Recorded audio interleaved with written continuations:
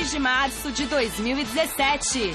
Palmeiras sofre, vence o Jorge Wilstermann apenas aos 50 minutos do segundo tempo, mas garante a liderança isolada do Grupo 5 da Libertadores. Flamengo é derrotado no Chile. Atlético Paranaense conquista grande vitória na Argentina.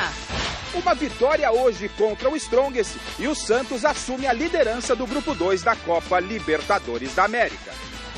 São Paulo empata com ABC em Natal e confirma vaga na próxima fase da Copa do Brasil.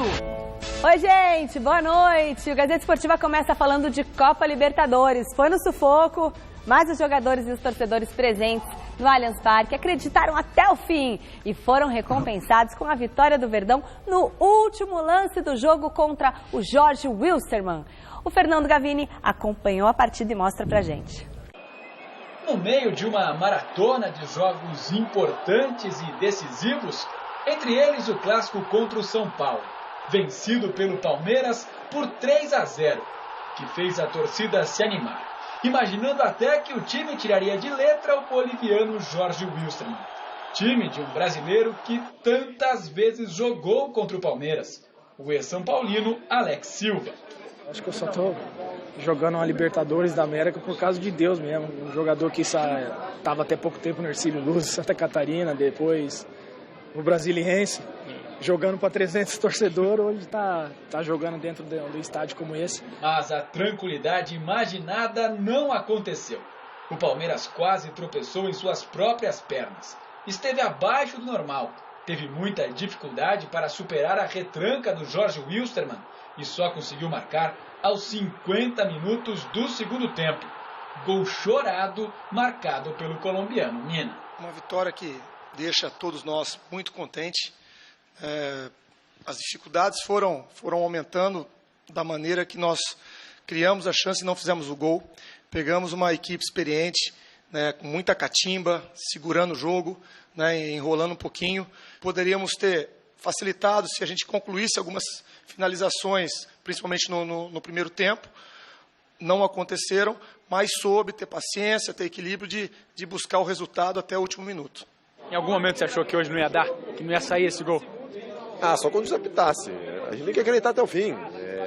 A minha preocupação só era postar os dois zagueiros no atacante deles e o Felipe no meia, no 10, no Tomás, para evitar o contra-ataque. Aí, evitando o contra-ataque, a gente ia conseguir ter volume de jogo, já que o Eduardo tirou o Tietchan e botou o Willian, né? A gente ia conseguir ter volume de jogo e ia bater, uma hora ia ter que furar a barreira deles. Acho que surpreendeu a todos, né? Porque todos achavam que ia ser um jogo de 3-0. E nós fizemos uma boa partida, tocamos bem a bola no segundo tempo ali. Estava conversando com o Zé Roberto elogiou bastante a equipe. A gente fica feliz, porque isso mostra que a gente tem condição de classificar, né? E ficar para a história do Jorge Wilstermann, que é mais importante. Foi uma vitória sofrida, conseguida apenas aos 50 minutos do segundo tempo, mas de muito valor. O resultado dá ao Palmeiras a liderança do Grupo 5 da Libertadores, mas ainda não traz tranquilidade, porque falta o quarto desafio desses 11 dias, o clássico de domingo contra o Santos na Vila Belmiro. Foi bem-vindo para a gente, né, essa sequência de jogos. Contra o Santos é a mesma ideia do São Paulo, é colocar o que tiver de melhor. Lógico, se você tiver que arriscar, tiver algum jogador que você possa sofrer algum risco, nós vamos pesar isso. Empatar fora e ganhar em casa, se continuar assim, tá maravilhoso na Libertadores, né? E o Clássico, uma vitória muito boa. E agora tem outro jogo grande contra o Santos na Vila, né? Mas eu acho que todo jogador gosta de ter uma semana assim, né? Fazer desse jogo mais uma decisão, né? A partir do mês de abril, a gente tem quartas de final, oitavas, quartas de final, semifinal, final, mais 2 jogos de Libertadores. Então nós vamos ter um abril só decisões. Então a gente tá se preparando para esse momento, né? E o jogo do Santos é mais um jogo que é pesado, que você tem que encarar com seriedade, para que você possa continuar criando essa identidade que eu tenho falado, para você chegar bem em abril e poder atingir os objetivos que nós traçamos para esse primeiro semestre. Boa noite, Michele. Boa noite, Helena. Boa noite você em casa acompanhando o Gazeta Esportiva e fazer uma avaliação do que foi essa partida entre Palmeiras e Jorge Wilstermann. Ela pode ser avaliada da seguinte maneira, né? Eu fico me pensando, Helena, se aquela partida tivesse terminado há 30 segundos antes, o comentário de muitos deveriam ser completamente diferente do que foi, né, no dia de hoje, no dia de ontem, após a partida. Então tem muita gente que avalia a partida em função do resultado. Como resultado excelente para o Palmeiras. O Palmeiras chega a 4 pontos, buscou um empate fora de casa, conquistou a primeira vitória em casa, assume a liderança do grupo. Então, como resultado, ótimo. Como futebol, como desempenho, é um desempenho aquém do que eu particularmente espero do Palmeiras. O Palmeiras teve sérias dificuldades. O Jorge Wilstermann não era uma equipe tão fraca, tão frágil quanto se imaginava. Tanto é verdade que já havia ganho do Peñarol por 6, tinha feito 6 gols no Peñarol, uma camisa de tradição, e foi uma equipe que jogou com inteligência dentro das suas limitações na casa do adversário. Propôs sim muitas dificuldades ao Palmeiras, e o Palmeiras teve sérias dificuldades para construir uma vitória mais tranquila, e ela chegou apenas nos acréscimos. Ela chegou, isso que importa para o torcedor do Palmeiras. Mas a longo prazo tem que se pegar esse jogo e estudar, saber e melhorar os problemas que o Palmeiras apresentou ontem. O Palmeiras teve muitos problemas no sentido de tentar furar o sistema defensivo. Entendi que faltou abrir um pouco mais. Era jogo para o Keno, no meu entendimento. O Keno deveria ter, se não começado a partida, já no intervalo, ter vindo para o jogo. Então, o Palmeiras apresentou alguns problemas, demonstra, no meu entendimento, que é uma equipe ainda que tem muito a crescer e precisa crescer. Quando você começa a pensar em alto nível, você começa a pensar na parte aguda da Copa Libertadores da América, o Palmeiras precisa muito melhorar. Só que o que importa nesse momento, até por toda a desconfiança que se há no Eduardo Batista, é de que os resultados estão chegando. Né? Ganhou com propriedade frente ao São Paulo, ali sim o Palmeiras demonstrou uma boa postura, mas ontem deixou a desejar, só que o resultado foi extremamente positivo e dá tranquilidade para o Eduardo Batista armar a equipe, por exemplo, para o clássico do final de semana contra o Santos. Como resultado, gostei muito, mas entendo que o Palmeiras ficou devendo. Boa noite, Helena. Boa noite. Bom, você já fez um raio-x da partida em si, do comportamento do Palmeiras. E eu só devo acrescentar o seguinte: falta o drible. Drible, sabe aquela invenção brasileira, aquele negócio de meter a bola na caneta do adversário, de dar uma... para romper retrancas como essas do Wilstermann, é preciso usar a individualidade, a capacidade individual, a criatividade, a invenção do jogador brasileiro. Talento, né? Talento, coisa que nós estamos abdicando. Nós praticamente reinventamos o futebol através desse processo de criar gestos novos, imprevisíveis, surpreender o adversário. Né? O Dudu, que tem essa característica, esteve abaixo ontem, e por isso talvez eu entendia que era um jogo para o Keno, que apesar de ser pouco badalado, é um jogador que vai para cima, que vai para dentro. E não só o Keno, mas também o Guedes, o Roger Guedes, que entrou no segundo tempo e que foi uma jogada dele que saiu o gol. E aí, um pouco antes, ele aplicou o drible, meteu uma caneta no adversário e quase chegou ao gol. O brasileiro precisa se livrar desses grilhões táticos, sabe, que fazem com que ele perca a imaginação e ele passe a ser um soldadinho de chumbo, praticando aquilo tudo que ficou estabelecido, pré-estabelecido e tal. Quando enfrenta uma retranca que exige a individualidade, acontece isso. O Palmeiras é muito mais tímido que o Wilstermann. Agora, vai sofrer muito mais lá, na altitude. Aí é que vai ser bravo, né? Verdade. A gente achou que ia ser tão fácil aqui, né? E foi assim, imagina lá. Bom, daqui a pouquinho a gente vai falar do outro representante paulista que entra em campo hoje pela Libertadores. É o Santos, que recebe o The Strongest. E esse jogo é o tema da enquete de hoje do site gazetesportiva.com. Aliás, ontem o mestre Alberto Helena Júnior, eu falei aqui no Gazeta Esportiva, escreveu um texto falando sobre a arma do adversário, do The Strongest, e o Santos tem que tomar cuidado com esta arma. É um jogador, na verdade. Então, está lá no site gazetesportiva.com toda a análise para o jogo. E agora a gente quer saber qual será o resultado de Santos e The Strongest. Vai ser fácil para o Santos? Vai dar peixe? Vai dar empate? Ou vai dar The Strongest? Acredito que dê Santos, Michele, mas parada indigesta, hein? infelizmente, ou não sei se felizmente, já não temos mais aquela diferença quando enfrenta o Brasil, um futebol brasileiro contra o futebol boliviano. Hoje os bolivianos acabam complicando. O Jorge Wilstermann foi um exemplo ontem, e o Strongest, que já surpreendeu o São Paulo ano passado aqui pela Copa Libertadores da América, em pleno estádio do Pacaembu, pode armar surpresa, mas eu aposto ainda no Santos, que vai com força máxima. Daqui a pouco a gente vai falar mais sobre o Santos. E aí, mestre? Peixe. Dá peixe? Peixe. Basta o Peixe ficar atento lá com 2 jogadores dele. O número 3 lá, o Chumaceiro, que é o artilheiro da competição. Ele joga a camisa 3, mas na verdade ele joga a camisa de zagueiro, mas ele é armador do time, joga pela direita e tal, faz muito gol. Ele outro dia meteu 2. E o Alonso, que é argentino, também esperto, goleador. E de resto é jogar o jogo do Santos, sabe? É bola pra frente, toque, envolvimento, agressividade, que o Santos tem para isso. Mesmo porque se a coisa complicar, o Santos pode ainda apelar para 2 jogadorzinhos lá, 2 reforços do time que estão dando certo. O Hernandes, aquele pequenininho, habilidoso, e o Bruno Henrique. Beleza, então é olho no 3 e bola pra frente que vocês viram. Olho no 3 e bola pra frente. Bom, então acessem Vote, resultado sai no final do programa de hoje. Já a gente fala desse jogo, tá bom?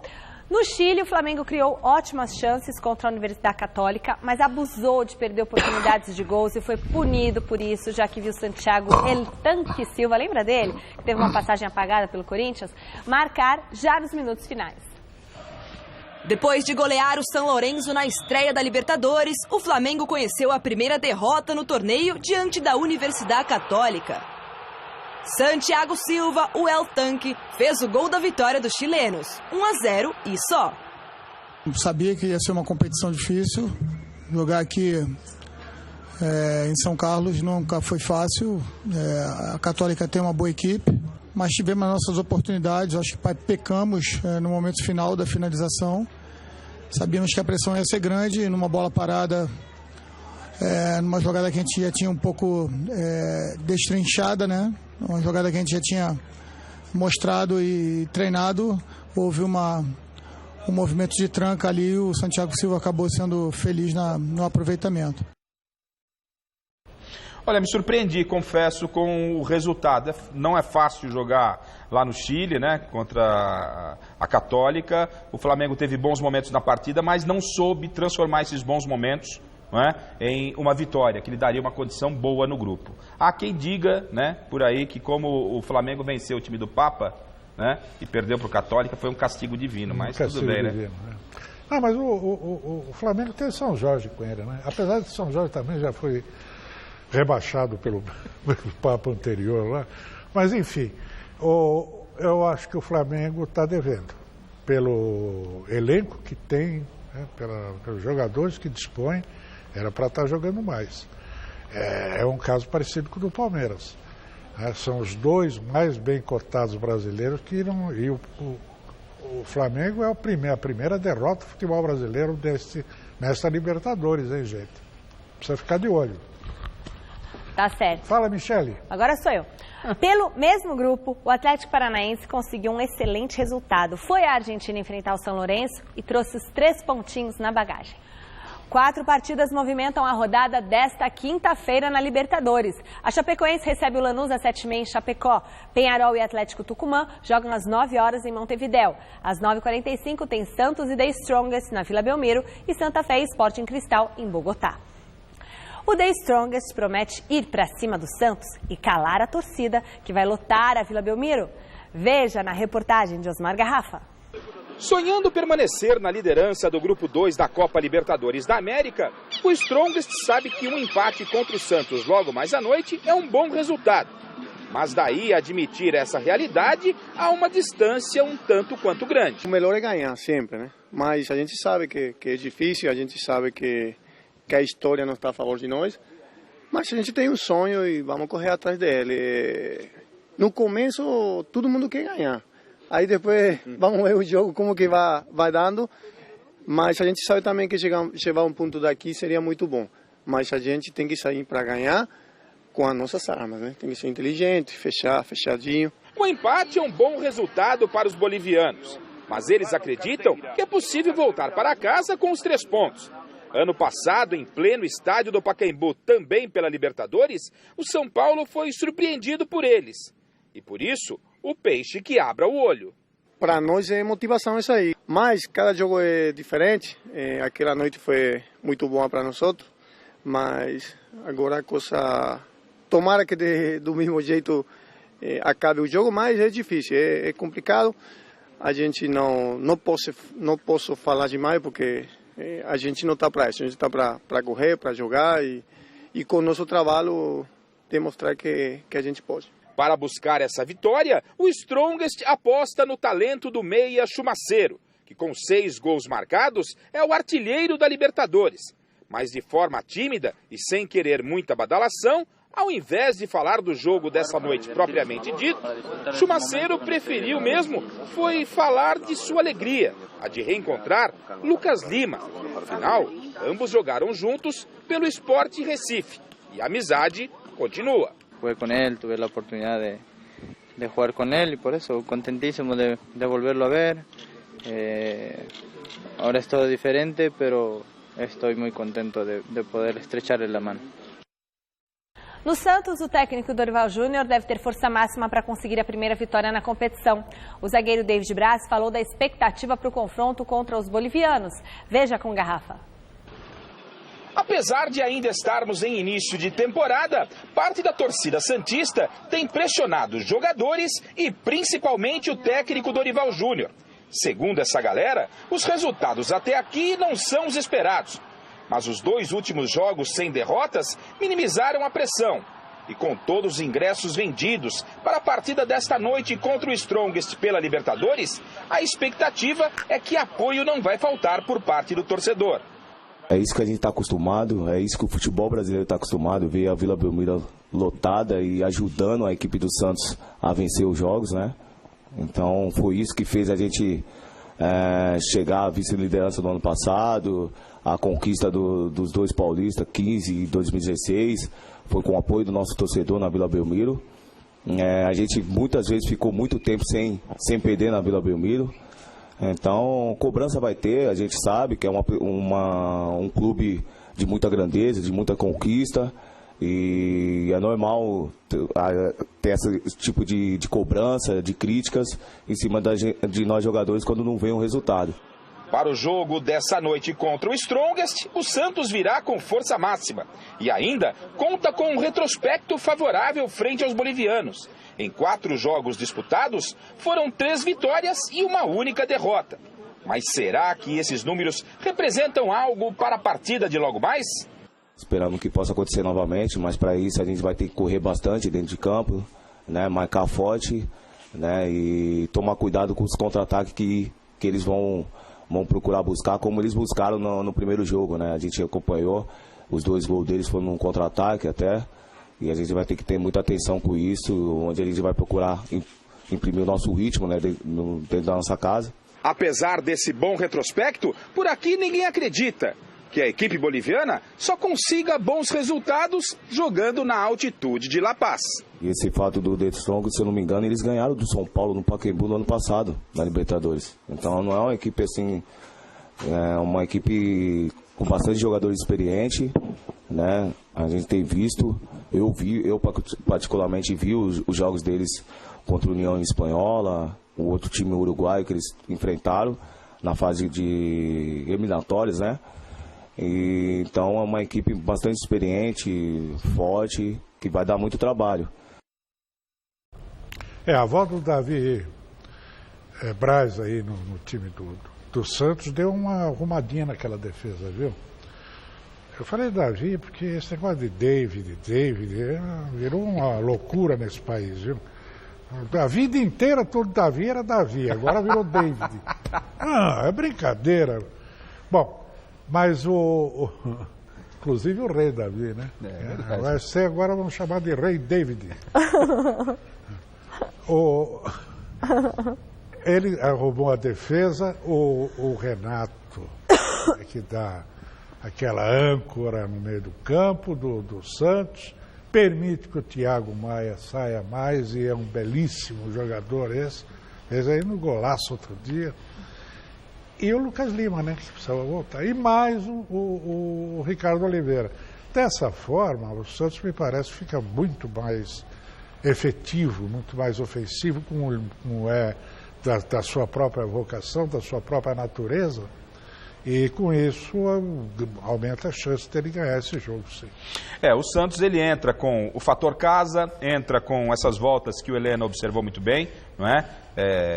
Ele tem o time descansado porque preservou contra o São Bernardo. O Dorival Júnior vai com o que tem de melhor. Lucas Lima está devendo, não é? Tem que realmente fazer valer tudo que se espera dele, não está fazendo ainda nessa temporada. E o Santos vai com toda essa vontade, casa cheia, todos os ingressos foram vendidos. Ontem a gente estava lá na Baixada já sentindo o clima desse jogo e aproveitamos também, como vocês viram na reportagem, para acompanhar o Strongest. E conversamos com os colegas bolivianos, apurando ainda algumas informações mais sobre o adversário. E esse Strongest vai complicar um pouquinho o jogo para o Santos hoje. Como disse o Helena, tem jogadores experientes. O Chumaceiro, que apareceu na reportagem, é artilheiro. Se vacilar, jogar no contra-ataque, se der espaço, ele vai lá e guarda. O Pablo Escobar, que já é um velho conhecido da gente aqui, passou por Santo André, Ponte Preta, outras equipes do futebol brasileiro. Enfim, é uma equipe que está com a sua base montada há 4 anos. E isso faz diferença. O dinheiro é importante? Lógico que é importante. Você montar um time, contratar ótimos jogadores, mas carece tempo. Tá aí o Palmeiras, tá aí o Flamengo. Palmeiras ontem se complicou aí com o Jorge Wilstermann, né? Se você for pegar a folha salarial do Palmeiras e comparar com a da equipe boliviana, não há nem comparação, né? Mas vale no futebol, principalmente no esporte coletivo, é o conjunto. Então, esse time tem um conjunto, a base está mantida nos últimos 4 anos. Ano passado aqui surpreendeu o São Paulo e vai engrossar para o Santos. É jogo difícil? É, mas acredito no fator casa, fator Vila Belmiro. O Renato, para mim, é um jogador fantástico, é diferente mesmo. É um jogador que não precisa de muito oba-oba, pode dar essa cadência que o Santos tanto quer. E lá na frente tem o Ricardo Oliveira, né? Se a bola chegar nele é caixa. Acredito que o Santos passa hoje, mas não com tanta facilidade. Voltamos a falar da Copa do Brasil. Mesmo sem apresentar um grande futebol, o São Paulo fez o suficiente para empatar com o ABC em 1-1 e garantir a classificação para a próxima fase da competição. Veja os gols. Se no jogo de ida no Morumbi, Márcio Passos fez o único gol do ABC, no Frasqueirão ele repetiu a dose, abrindo o placar logo no primeiro minuto. No contra-ataque, o São Paulo conseguiu o empate com Cueva, completando de bico. E ficou assim, 1-1 e classificação garantida para o tricolor paulista.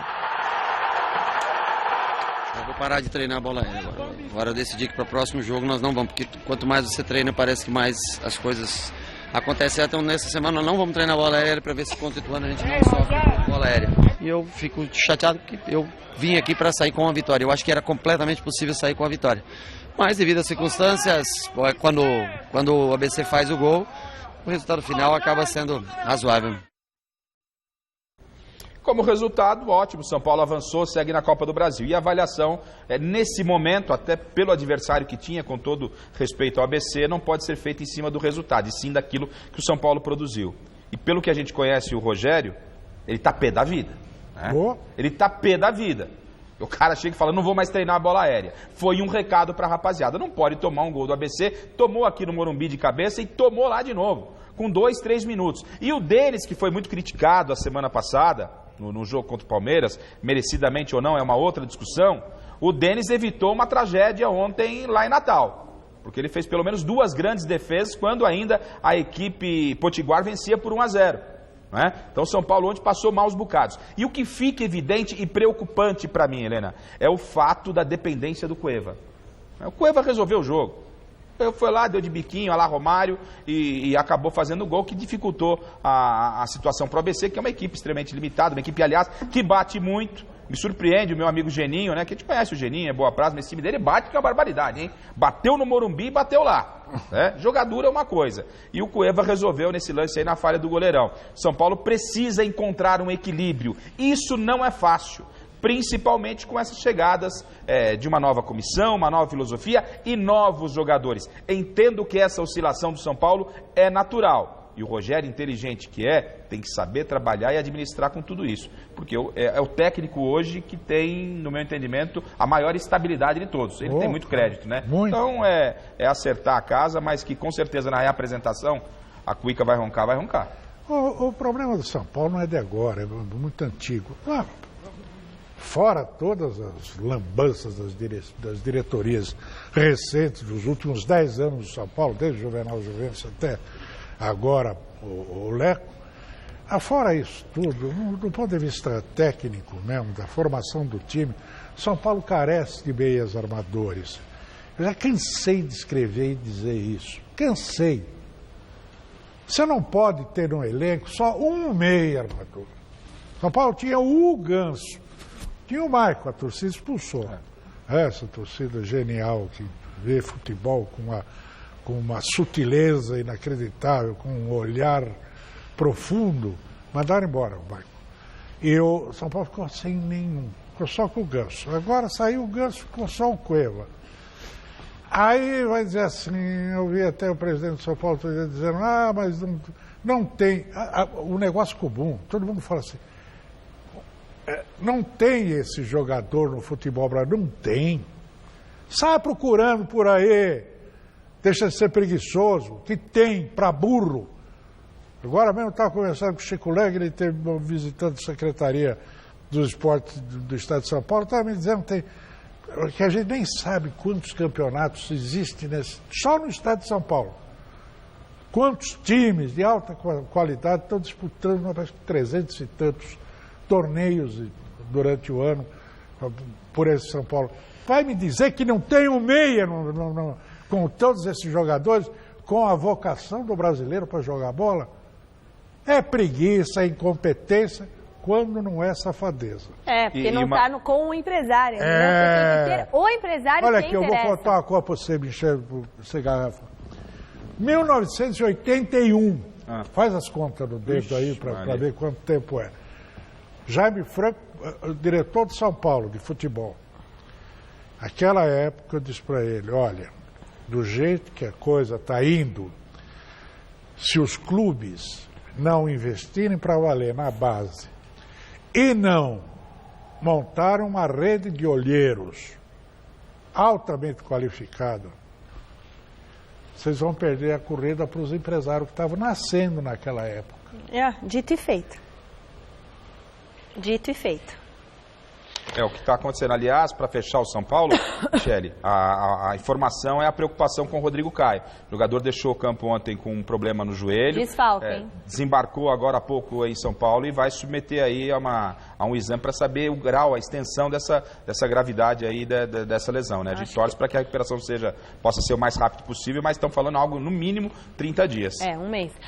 Mais 5 jogos movimentaram a rodada de ontem na Copa do Brasil. O Joinville perdeu do Grupinho Tocantins por 1-0, mas como havia vencido o jogo de ida por 3-1, vai seguir na competição. Fluminense, Cruzeiro, Internacional e Sport venceram e também garantiram a classificação para a 4ª fase. Veja os gols. Mesmo com a vantagem dos 3 gols feitos no Rio de Janeiro, o Sport voltou a vencer o Boa Vista, desta vez somente por 1-0. Diego Souza, batendo cruzado, fez o gol da partida. No Beira-Rio, Carlos completou de cabeça o cruzamento de Fabinho e abriu o placar para o Internacional diante do Sampaio Corrêa. No segundo tempo, Iago descolou um lindo lançamento e Carlos teve tranquilidade para encobrir o goleirão. Para fechar, D'Alessandro acertou o ângulo na cobrança de falta e definiu o resultado em Porto Alegre, 3-0 Inter. O Cruzeiro também avançou vencendo por 3 gols de diferença. Cláudio tentou o corte e acabou marcando contra, 1-0 Raposa. De pênalti, Rafael Sobe soltou a bomba no meio do gol e fez o segundo. Na etapa final, a zaga do Muricy ajudou a equipe mineira novamente, agora com o Deizinho, jogando contra a própria meta, 3-0 Cruzeiro. O Fluminense foi outro time que garantiu a classificação nesta quarta-feira. Douglas fez o primeiro diante do Criciúma. Cobrando pênalti com aquele estilo de sempre, Henrique Dourado ampliou a vantagem. O time catarinense conseguiu descontar ainda no primeiro tempo com Diego Giarreta. Mas na etapa final, o Flu marcou o terceiro com o equatoriano Sornosa, soltando o pé na entrada da área. Já no finalzinho, o Criciúma chegou a diminuir outra vez na base da insistência. Depois da bola no travessão, Diego Cavalieri conseguiu fazer a defesa, mas no rebote Silvinho completou para o gol. Mesmo assim, o placar de 3-2 classificou o Fluminense para a próxima fase.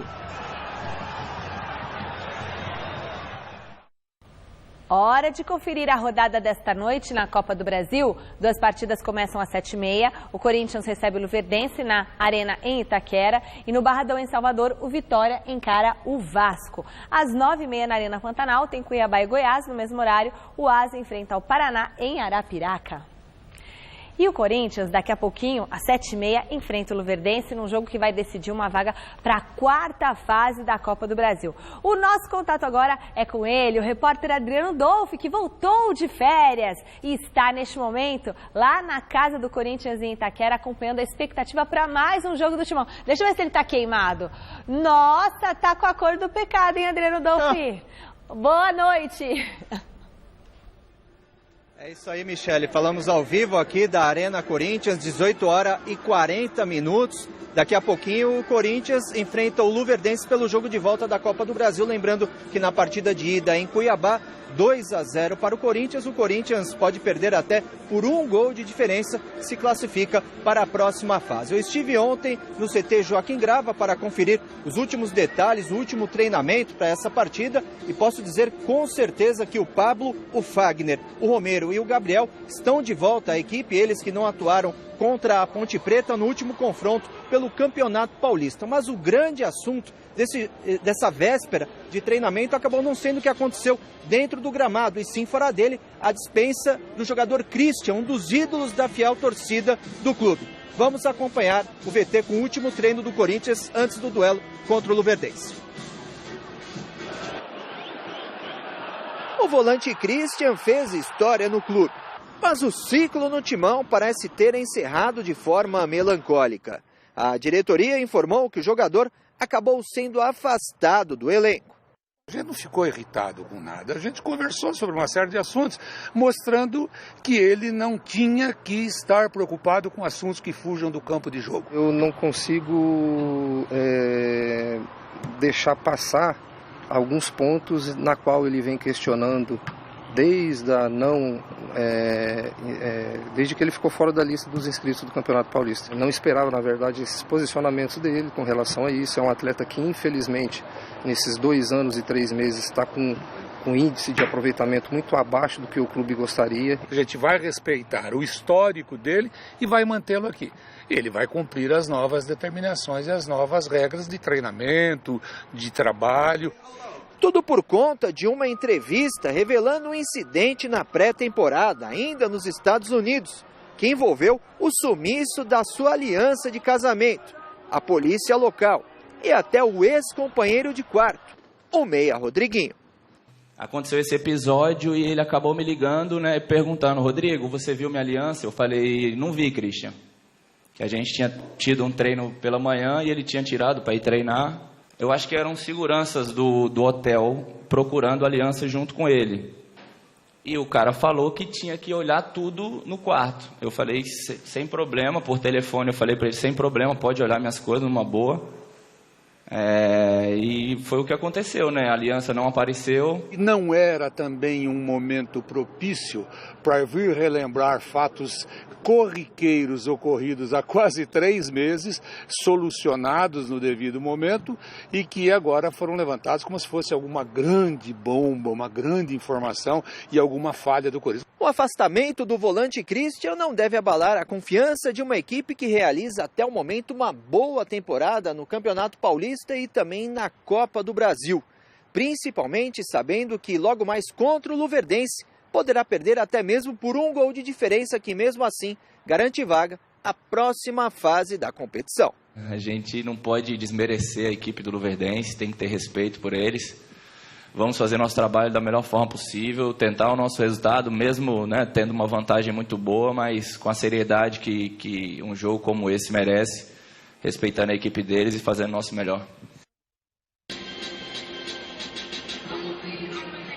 É isso aí, Michele. Essas são as informações da véspera, né? Agora há pouquinho também confirmados que 21.500 ingressos foram vendidos de forma antecipada aqui na Arena em Itaquera, mas a previsão de público é para que tenha pelo menos 30 mil pessoas, já que o clube resolveu realizar uma ampla promoção na venda de ingressos. Agora há pouco também o Corinthians anunciou a nova patrocinadora que vai estampar as mangas da camisa do clube. Serão 3 milhões de reais até dezembro deste ano. Trata-se da Alcatel, uma empresa brasileira de telecomunicações. E assim, nessa ação de marketing, o Corinthians anunciou também os 11 jogadores que entrarão em campo logo mais aqui na Arena. Cássio no gol, Fagner, Pedro Henrique, Pablo e Guilherme Arana, Gabriel, Jadson, Maicon, Rodriguinho e Romero, e no comando do ataque, o centroavante Jô. Daqui a pouquinho, Corinthians e Luverdense, jogo decisivo para o Timão, aqui na Arena, em Itaquera. Michele. Obrigada, Adriano Dolfi, bom trabalho para você. E aí, Osmar Garrafa, o que a gente pode esperar aí de toda essa situação? E a gente vai falar também do Christian, daqui a pouquinho vocês vão comentar o caso Christian, e aí depois eu comento também mais uma coisa em cima do caso Christian. Não, sobre Corinthians e Luverdense, o Corinthians hoje deve confirmar a sua classificação, não é? Com facilidade, né? Facilidade não vou dizer, Michel, porque o Corinthians ainda é uma equipe que não encanta, nem sei se encantará nessa temporada. O Carille tem feito o que pode. Para essa fase da Copa do Brasil e para o Campeonato Paulista, esse Corinthians segue. Agora, para Campeonato Brasileiro, quando a gente fala de outros confrontos, o Corinthians vai passar apertado. Nem tanto pelo time, pelo elenco. Não tem um elenco, a gente não consegue olhar para o Corinthians e acreditar que o Corinthians vai ter o Campeonato Brasileiro, vai brigando por Libertadores. Não briga nem por Libertadores, essa é a realidade. Não é? Sobre o Christian, se você me permite, sim. O Christian, eu não vou discutir, sumiu a aliança, não perdeu a aliança, se foi no hotel, se não foi no hotel, que isso na verdade não interessa para a torcida corintiana. O que interessa é que o Christian, está comprovado que foi mais uma péssima contratação da gestão atual. Né? O presidente Roberto Andrade foi lá e contratou o Christian, pagando fundos imundos. Não tem nada a ver com quanto ganha o Christian ou deixa de ganhar, mas com a grana que foi investida no Christian, talvez pudesse ter tentado segurar o Guerreiro naquela oportunidade, não é? Então, tudo isso tem que ser pensado e avaliado. Foi outra lambança e agora o Christian que siga o caminho dele e que encontre o melhor para ele. Também acho que o Christian não era para ter sido contratado, sobretudo porque ele lá fora não estava jogando. Já estava em baixa, né? E voltou, teve aquele momento dele no Corinthians, na primeira passagem, realmente que ele jogou muito bem, mas depois nunca mais jogou bola. Então, o que é isso? Não tem sentido buscar um jogador nessas condições. Ainda mais que o Corinthians tem lá uma base sempre produzindo jogadores interessantes, né? No caso aí, por exemplo, o Maicon, o Marcial, que não precisava ter buscar um jogador já veterano e em baixa, né? Mas enfim, essa é a história do futebol brasileiro, porque essas negociações nunca são devidamente explicadas. Entende? E o pior é que depois vem falar de responsabilidade financeira. No final do ano passado, responsabilidade financeira, contratar o Christian e pagar o que se pagou a ele de salário. Que responsabilidade é essa, presidente? E ele ainda tem a receber do Corinthians 4,5 milhões de reais até o final do ano. E ele ainda pode processar o Corinthians por assédio moral. Quer saber tudo sobre isso? Está no site gazetesportiva.com, um advogado especialista em direito desportivo, ele explica esse caso Christian.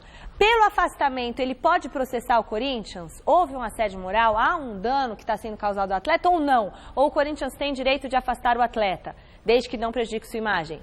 Tá tudo lá. Site gazetesportiva.com tem uma reportagem espetacular falando sobre o caso do nosso grande Jean Nicolau, advogado Dr. Jean Nicolau.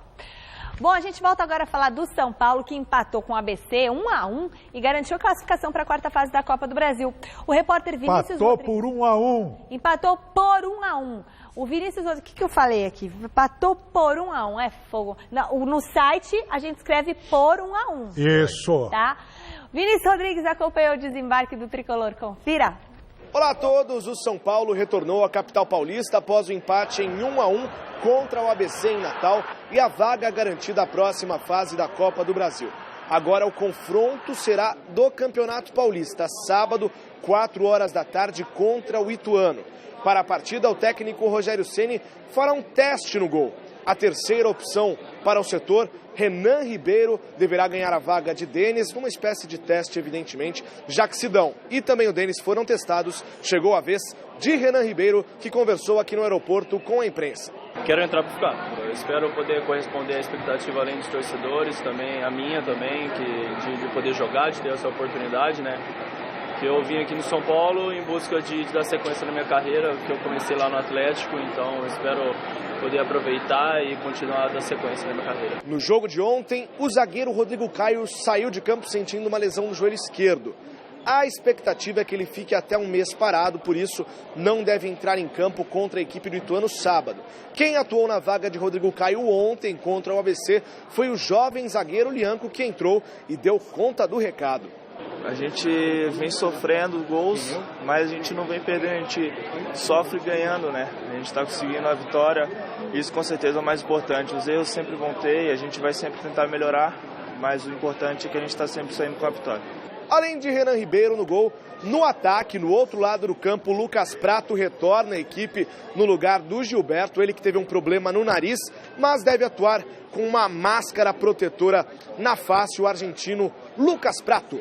Com as informações do São Paulo, aqui do aeroporto de Congonhas, eu sou o Vinícius Rodrigues. É o Rogério aproveitar esse momento que tem aí, esses jogos talvez de menor validade no sentido de pontuação e classificação, para ajustar esse time, né? A proposta do Rogério me agrada, a forma de jogar e tem que achar um time ideal. Vale lembrar que para o jogo contra o Ituano, a informação importante é que o goleiro Renan vai ganhar uma oportunidade. O Rogério continua com o rodízio no gol, Helena. E põe o Luiz Araújo. Põe esse menino, esse é aquele negócio do drible, da velocidade e tal.